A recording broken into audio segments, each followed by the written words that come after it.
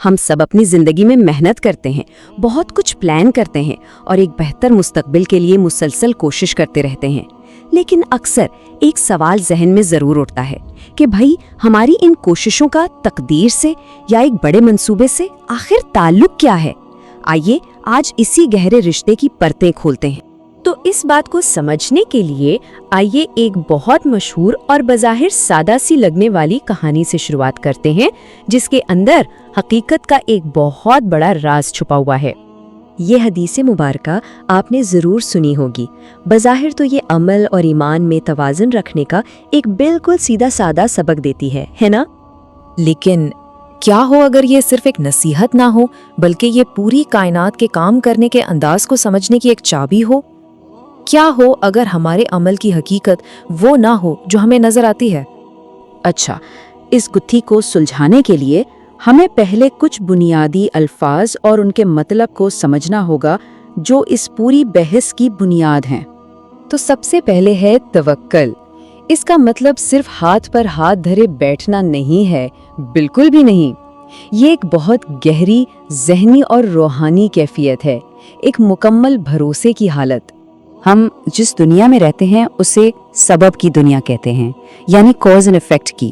یہاں ہمیں ایسا لگتا ہے کہ ہماری ہر کوشش اور ہر عمل کا ایک سیدھا نتیجہ نکلتا ہے، لیکن ہر ظاہری سبب یعنی کاز کے پیچھے ایک مسبب ہوتا ہے، یعنی دا فرسٹ کاز، وہ جو تمام اسباب کا خالق ہے اور جہاں سے ہر ارادے کی، ہر نیت کی ابتدا ہوتی ہے۔ اب یہ سبب اور مسبب کے فرق کو ٹھیک سے سمجھنے کا سب سے بہترین طریقہ یہ ہے کہ ہم وجود کے دو الگ الگ لیکن آپس میں جڑے ہوئے دائروں کا تصور کریں۔ اب یہاں سے بات بہت ہی دلچسپ ہو جاتی ہے۔ یہ سلائیڈ دو جہانوں کا فرق دکھا رہی ہے۔ ایک ہے عالم خلق، یعنی ہماری یہ مادی دنیا جہاں ہم سارے کام کرتے ہیں، اونٹ باندھتے ہیں، اور دوسرا ہے عالم امر، یعنی حکم کی وہ دنیا جہاں سے ہر ارادہ اور نیت جنم لیتی ہے، جہاں سے اونٹ باندھنے کا حکم آتا ہے۔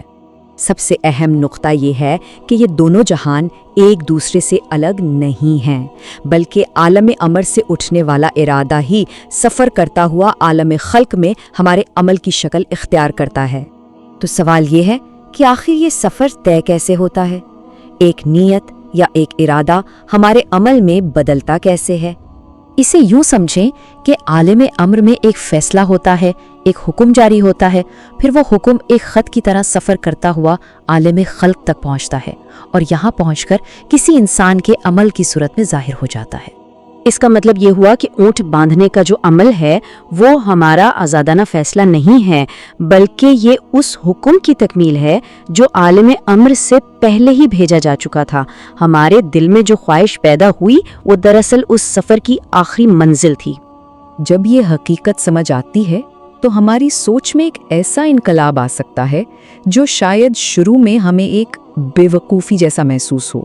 کہا جاتا ہے کہ اس راز کو پانے کے لیے اتنا گہرا توکل اور بھروسہ کرنا پڑتا ہے جسے شاید دنیا والے 2 دن کی بے وقوفی کہیں، تاکہ انسان کو یہ احساس ہو جائے کہ اس کے اعمال اس کے اپنے نہیں بلکہ وہ تو ایک بڑے بہاؤ کا حصہ ہیں۔ اس بات کو سمجھنے کے لیے ایک چھوٹا سا قصہ سنیں۔ ایک شاگرد تھا جس نے اپنی پوری زندگی لگا کر ایک بہت ہی نایاب عرق تیار کیا۔ جب وہ اسے اپنے استاد کے پاس لے کر جا رہا تھا تو راستے میں ٹھوکر لگی اور وہ قیمتی شیشی گر کر ٹوٹ گئی۔ شاگرد تو اپنی زندگی بھر کی محنت ضائع ہونے پر بری طرح رو رہا تھا، لیکن اس کا استاد اسے دیکھ کر ہنسنے لگا اور بولا کہ میرا مقصد تو پورا ہو گیا۔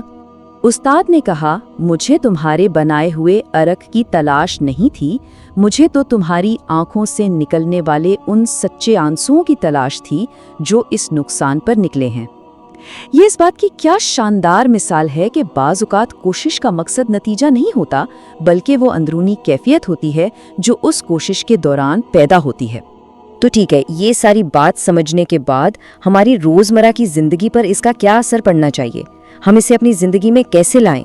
اس کا سیدھا سا مطلب ہے کہ ہماری توجہ نتیجے سے ہٹ کر خود عمل پر مرکوز ہو جائے۔ ہم یہ سمجھ کر کام کریں کہ ہماری کوشش صرف ایک ذریعہ ہے، ایک بہانہ ہے، اصل کروانے والی ذات تو کوئی اور ہے۔ سکون نتیجے میں نہیں بلکہ اس بھروسے کے ساتھ کی گئی کوشش میں ہے۔ یہ سوچ ہمارے لیے کامیابی کے معنی ہی بدل دیتی ہے۔ دیکھیں، مادی دنیا میں یعنی عالم خلق میں کسی پینٹنگ کی قیمت شاید لاکھوں میں ہو، لیکن روحانی دنیا یعنی عالم امر میں اس کی اصل قدر وہ سکون ہے جو اسے بنانے والے فنکار کو ملا۔ قدر کا پیمانہ دولت سے بدل کر اطمینان قلب بن جاتا ہے۔